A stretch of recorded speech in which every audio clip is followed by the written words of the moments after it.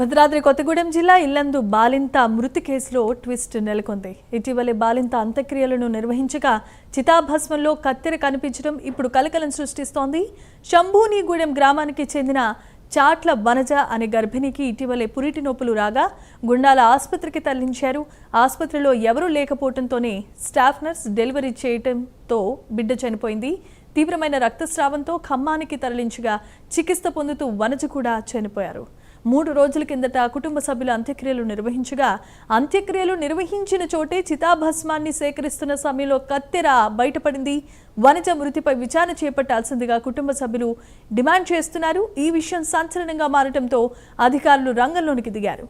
గుండాల వైద్యాధికారి సుధీర్పై సస్పెన్షన్ వేటు పడింది. అంతేకాదు ఆపరేషన్ చేసిన నర్సుని కూడా విచారిస్తున్నారు. నమస్కారం అండి, నేను డిఎంహెచ్ఓ భద్రాద్రి కొత్తగూడెం. ఈ మొన్న శనివారం జరిగిన మాతృమరణం పైన ఎంక్వైరీ చేయడానికి మేము హెల్త్ సెక్రటరీ గారు మరియు డైరెక్టర్ అభ్యర్థి గారి ఆదేశానుసారం నేను మరియు డిసిహెచ్ఎస్ గారు ఇద్దరు కూడా ఎంక్వైరీకి రావడం జరిగింది. కుంజ వనజ గారి మృతి కారణాన్ని తెలుసుకోవడానికి ఇక్కడ ఇల్లందు సిఎస్సిలో కూడా ఇక్కడ ఎంక్వైరీ చేయడం జరిగింది. ఆ తర్వాత గుండాల పిఎస్సికి వెళ్ళి అక్కడ కూడా ఎంక్వైరీ చేయడం జరుగుతుంది. ఎంక్వైరీ తర్వాత దీనిలోని సారాంశాన్ని మేము గవర్నమెంట్కి నివేదించడం జరుగుతుంది. దాన్ని బట్టి గవర్నమెంట్ తగు చర్యలు తీసుకునే అవకాశం ఉంది. గారు ఆల్రెడీ మన పిఎస్సి గుండాల వైద్యాధికారి పైన చర్యలు తీసుకున్నారు. ఎంక్వైరీ జరుగుతూ ఉంది. రైట్, ఇక ఇదే అంశానికి సంబంధించి మరిన్ని అప్డేట్స్ మా కరెస్పాండెంట్ రజనీకాంత్ లైవ్ ద్వారా అందిస్తారు. రజనీకాంత్, చెప్పండి.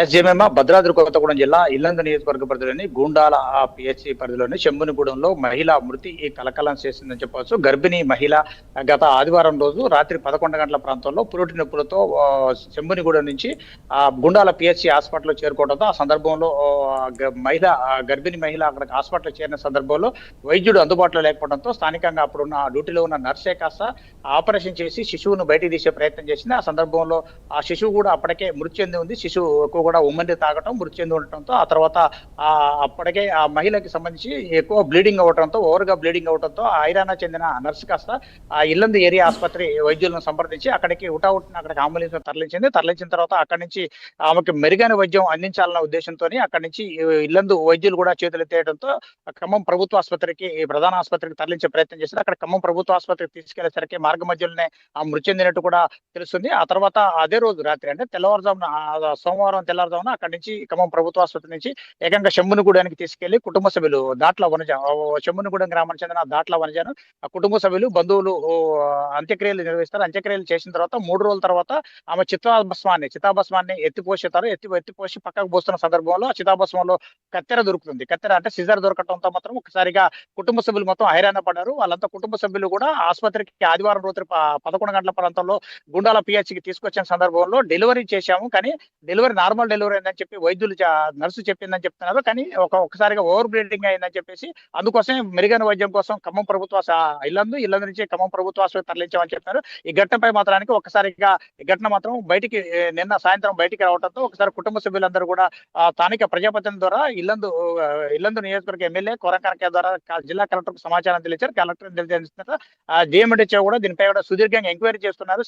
స్థానికంగా మాత్రం ప్రస్తుతం వైద్యుడు స్థానికంగా అందుబాటులో లేకపోవడం గర్భిణి దాట్ల వనజ మృతికి కారణం అని చెప్పేసి డాక్టర్ గుండాల పిహెచ్సి సంబంధించిన సుదీప్ ని అక్కడికే తాత్కాలికంగా సస్పెండ్ చేసి ఈ రోజు తుకారం అంటే డిఎంహెచ్ఓ తుకారం బృందం కూడా ఇప్పుడు కొద్దిసేపటి క్రితమే గుండాల పిహెచ్సికి నిజ నిర్ధారణ కోసం మాత్రం పిహెచ్సితో తుకారంతో పాటు మరికొంతమంది వైద్యులు, కొంతమంది సభ్యులు కూడా అక్కడికి ఎంక్వైరీ కూడా వెళ్తున్న పరిస్థితి పడుతుంది. ఈ సందర్భం కూడా కొద్దిసేపటి క్రితమే డిఎంహెచ్ఓ కూడా ఈ ఘటనపై కూడా మాట్లాడిన విషయం కూడా మనం బయట కూడా ఇప్పుడు స్పష్టంగా మన ప్రైమ్ లైన్ లో కూడా ప్లే చేశాం.